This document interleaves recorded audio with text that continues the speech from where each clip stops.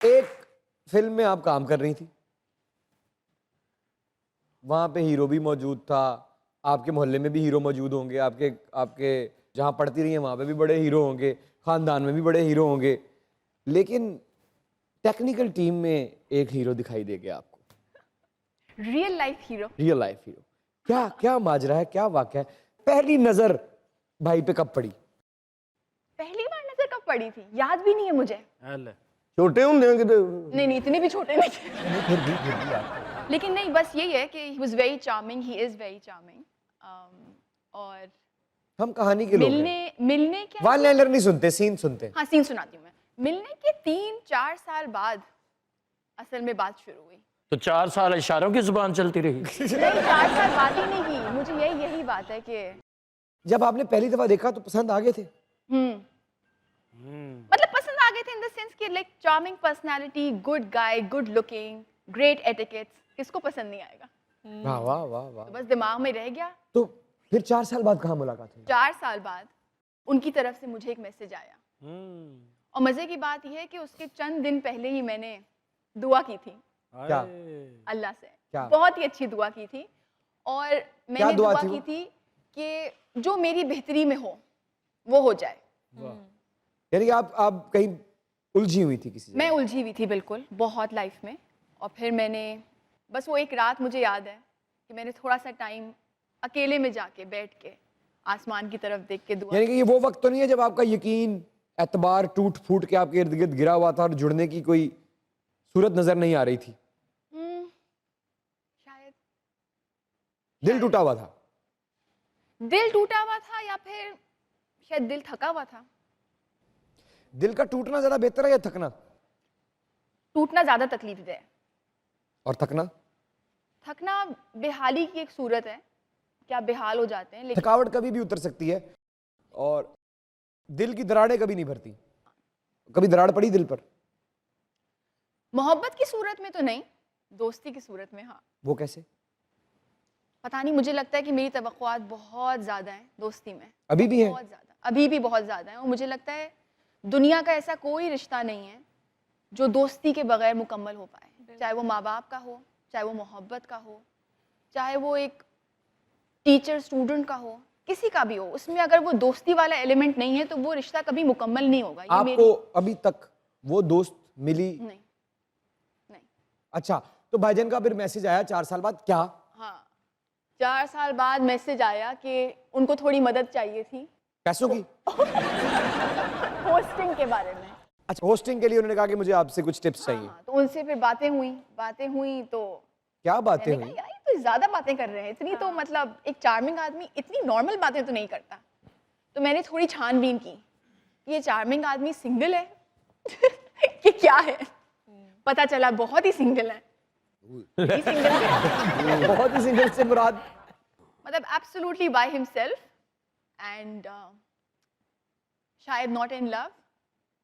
तो उनकी गुफ्तगू सुन के मैंने कहा कि कुछ तो है यहाँ पे। आपको एक लड़के का मैसेज आया, 1000 लोगों का मैसेज आते हैं, तो आपने पता करना शुरू कर दिया कि ये क्या अकेला है क्या? इसका मतलब है कि दिल में कहीं उसने अपने घर का प्लॉट 4 साल पहले खरीद के रखा हुआ था, किस्तें अब पूरी होने वाली थी।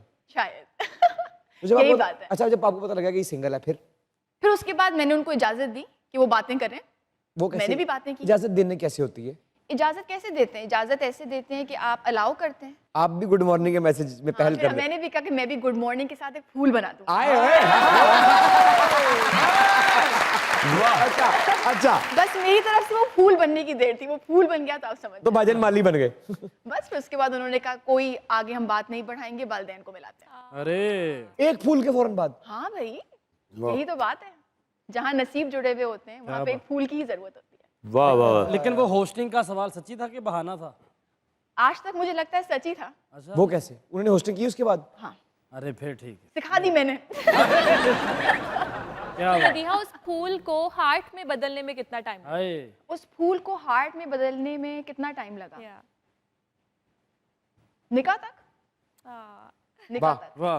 Very nice. आप दोनों की जोड़ी बहुत खूबसूरत है, थैंक यू। और जितने आपने उस खूबसूरत जोड़ी मिलने के बाद एक अजीबोगरीब, बेमानी, बेवजह बेबुनियाद बैकलैश का सामना भी किया।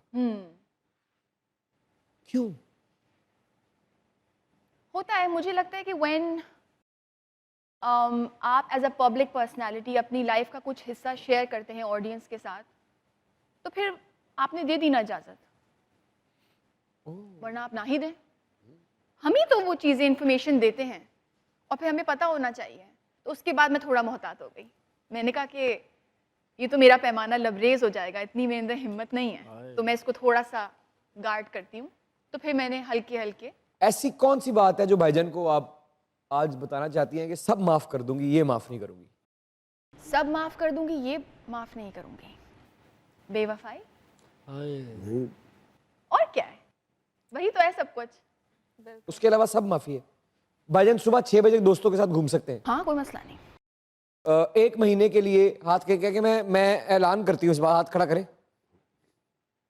मैं इस बात का अहद करती हूँ कि तुम 3 महीने के लिए बगैर बेवफाई के थाईलैंड अपने दोस्तों के साथ जा सकते हो। बिल्कुल, ऑफ कोर्स। ओ खैर। बिल्कुल। यार ये होगा, वाह यार, वाह कहीं भी। वाह भाई वाह। ये वो एक सच्ची मुची दा वाकया है कि एक लड़की गई अपने अम्मी अब्बू के पास और अपने खामद को कह के गई कि बेवफाई ना करना, ये वो। डेली वो फ़ोन करती थी, किधर हो? वो कहता था घर। वो कहती थी जूसर मशीन चला के दिखाओ। वो चलाता था, उसको तसल्ली हो जाती थी। अगले दिन फिर वो कहती थी जूसर मशीन चलाओ, उसको तसल्ली हो जाती थी। 15 दिन बाद वो घर जब वापस आई, देखा ताला लगा। हमसायों से पूछा किधर गया? वो कहते जी डेली जूसर मशीन लेके जाता कितने पता नहीं किधर।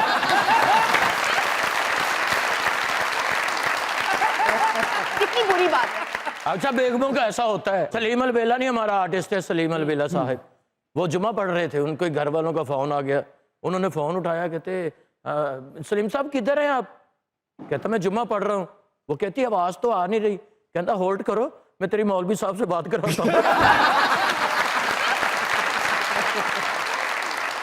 मैडम, आपको बोलने का शौक है और मुझे सुनने का शौक है। लग रहा, बिल्कुल नहीं लग रहा कि आपको सुनने का शौक है। आपको कुछ और सुनने का शौक है। और क्या? कुछ भी कह दें, कुछ भी कह दें। वो जाने का रास्ता वहाँ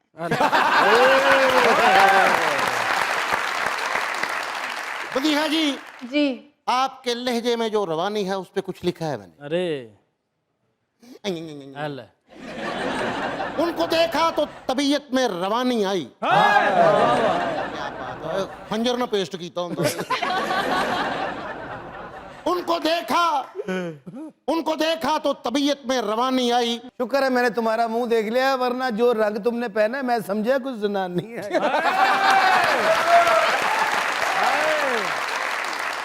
मैंने इधर देखा, मैंने समझा मेरी नानी आई। एक बंदा मरिया, अकरम साहब टेस्टर ना चेक करन दे उन्हें।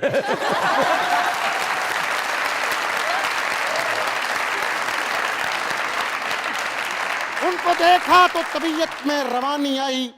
दिल के उजड़े हुए गुलशन पे जवानी आई। उसका उन्वान तेरे नाम पे लिखा हमने, भूली बिसरी जो कभी याद कहानी आई।